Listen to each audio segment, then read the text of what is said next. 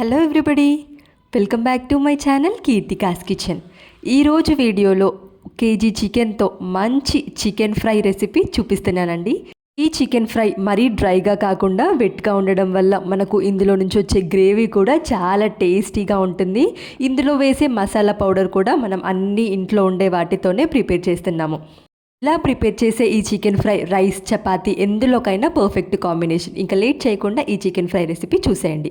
ముందుగా 1 KG chicken శుభ్రంగా నీట్గా వాష్ చేసుకోండి. ఇందులో అస్సలు వాటర్ లేకుండా చికెన్ వేరే ఒక బౌల్లోకి తీసుకొని 1/2 టేబుల్ స్పూన్ పసుపు, 1 టేబుల్ స్పూన్ కారం, అదేవిధంగా 1/2 టేబుల్ స్పూన్ సాల్ట్ వేసేసుకొని ఇక ఈ ఉప్పు, కారం, పసుపు అన్నీ కూడా చికెన్ పీసెస్కి బాగా పట్టే విధంగా మ్యారినేట్ చేసేసుకోవాలి.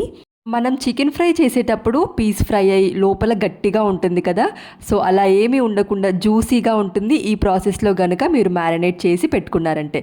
ఇలా చికెన్ మొత్తం కూడా బాగా కలిపేసి ఇది ఒక అరగంట నుంచి గంట పాటు మ్యారినేట్ చేయండి.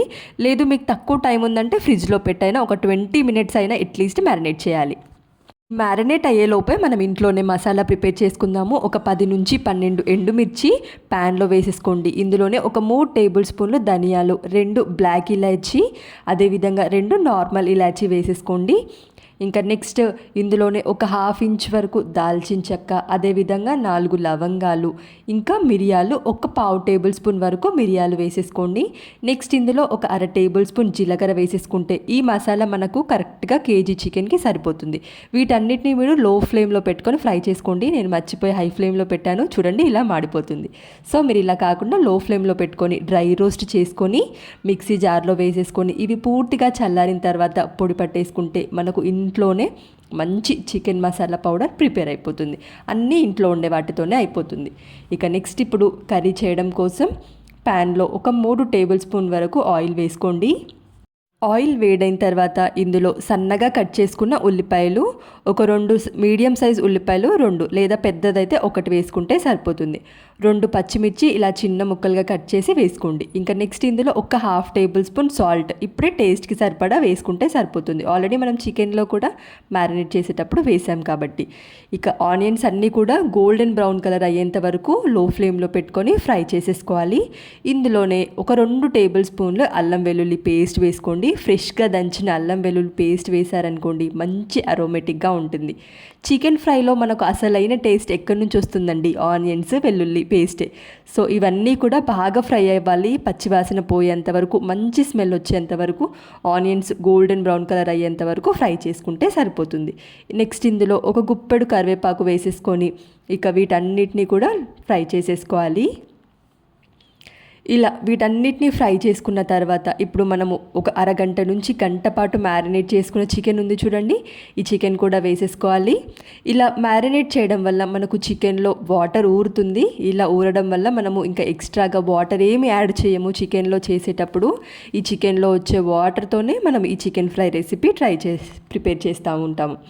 సో ఇంకా ఈ చికెన్, ఆనియన్స్ అన్నీ పట్టే విధంగా బాగా ఒకసారి కలిపేసుకొని ఇప్పుడు మూత పెట్టేసి ఉడికించుకోవాలి. మధ్య మధ్యలో క్యాప్ తీసేస్తూ ఇలా కలుపుతూ ఫ్రై చేసుకోవాలి.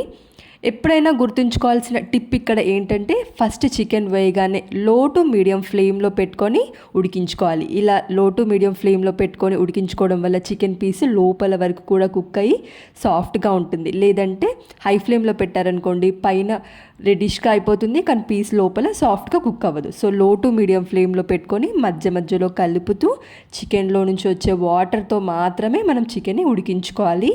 చికెన్ పీస్ సాఫ్ట్గా అయ్యేంత వరకు కూడా కలుపుతూ ఈ చికెన్లో వచ్చిన వాటర్ పూర్తిగా ఇనికిపోయేంత వరకు కలుపుతూ చికెన్ పీస్ సాఫ్ట్గా అయ్యేంత వరకు ఉడికించుకోవాలి. ఇలా చికెన్ ఒక 60 to 70% ఉడికిన తర్వాత మనం ముందుగా ప్రిపేర్ చేసిన మసాలా పౌడర్ ఉంది చూడండి, ఈ మసాలా పౌడర్ ఒక 2 టేబుల్ స్పూన్లు వేసుకొని మిగతాది ఉంచుకోండి. ఇలా నేను 2 టేబుల్ స్పూన్ ముందుకు ఎందుకు వేసానంటే ఈ మసాలా పౌడర్స్ చికెన్ పీస్ ఉడికేటప్పుడు లోపలికి అబ్జర్వ్ అయి టేస్ట్ చికెన్ పీస్ చాలా అంటే చాలా బాగుంటుంది. ఇలా సగం ఇందులో వేసేసుకొని చికెన్ పీస్ ఇప్పుడు పూర్తిగా 100% ఉడికించుకోవాలి.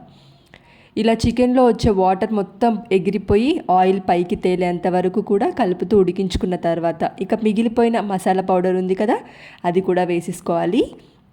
ఇంకా నెక్స్ట్ ఫైనల్గా కొత్తిమీర కూడా వేసేసుకొని ఈ చికెన్ గ్రేవీ ఇంకా కొంచెం దగ్గరగా అయ్యేంత వరకు కలుపుతూ ఉడికించుకోవాలి.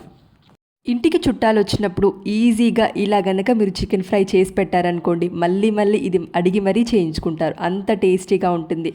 రసంలోకి లేదా పప్పుచారులోకి కూడా సైడ్ డిష్గా చాలా బాగుంటుంది. అదేవిధంగా చపాతీలో కూడా బాగుంటుంది.